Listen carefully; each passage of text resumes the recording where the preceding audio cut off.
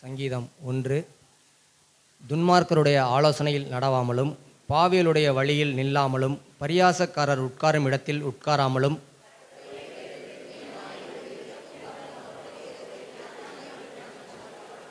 அவன் நீர்க்கால்களின் ஓரமாய் நடப்பட்டு தன் காலத்தில் தன் கனியை தந்து இலையுதிராதிருக்கிற மரத்தைப் போல் இருப்பான். அவன் செய்வதெல்லாம் வாய்க்கும்.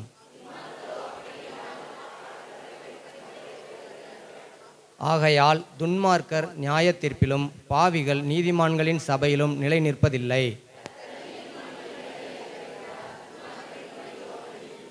ஜாதிகள் கொந்தளித்து ஜனங்கள் விருதா காரியத்தை சிந்திப்பார்களேன்.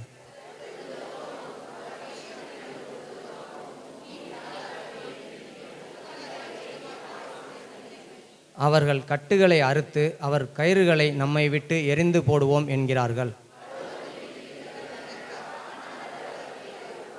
அப்பொழுது அவர் தமது கோபத்திலே அவர்களோடே பேசி தமது உக்கிரத்திலே அவர்களை கலங்க பண்ணுவார்.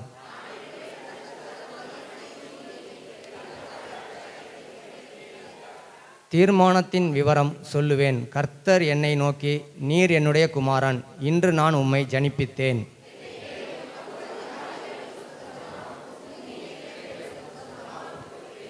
இருப்புக்கோளால் அவர்களை நொறுக்கி குயக்களத்தைப் போல் அவர்களை உடைத்து போடுவீர் என்று சொன்னார்.